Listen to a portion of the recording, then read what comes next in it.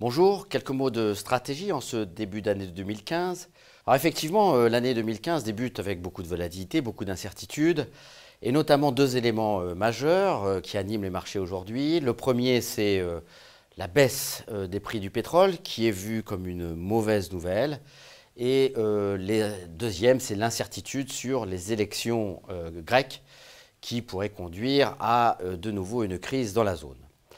Il nous semble que ces éléments sont aujourd'hui interprétés de façon trop défavorable.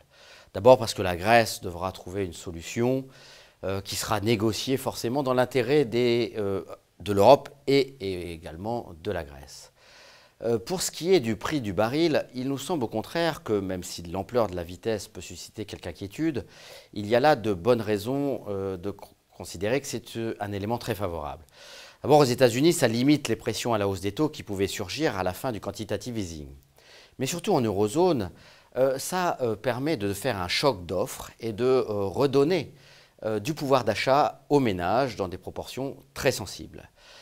On a aussi, et un certain nombre d'économistes commencent à le détecter, beaucoup d'éléments qui se sont mis en place en 2014, qui n'ont pas pu se révéler parce qu'il y avait la crise en Ukraine et qui ont pénalisé l'activité. Mais ces éléments sont en train de se mettre en place pour avoir une activité en Europe qui soit plus favorable. On a cité le pétrole, bien évidemment il y a la baisse de l'euro, il y a la baisse des taux d'intérêt qui a un effet extrêmement important pour des pays endettés comme l'Italie ou d'autres pays comme le Portugal. On a l'arrêt du frein fiscal puisque les politiques budgétaires maintenant sont plutôt neutres et n'appuient plus sur l'accent des impôts.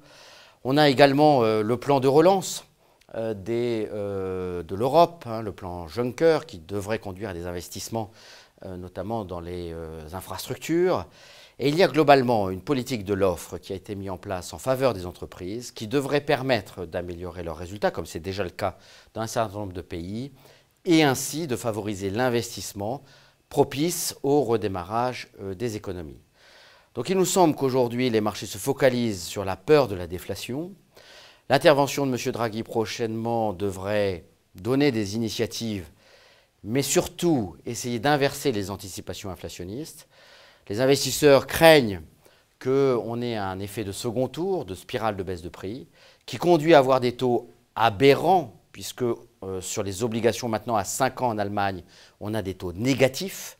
Il faut payer pour investir sur une obligation allemande. Sur l'obligation française, on est à 0,10 à 5 ans. En face de ça, on a des actions qui ont des dividendes qui seront distribués sur la zone euro dans 4 mois de l'ordre de 3,5%. C'est un écart considérable. C'est une vision très pessimiste des marchés. Et les enseignements des crises, qu'elles soient géopolitiques ou des incertitudes économiques qui ont animé les marchés depuis 2 ans, nous ont montré que les phases de correction étaient plus propices à faire des emplettes qu'à céder à la panique.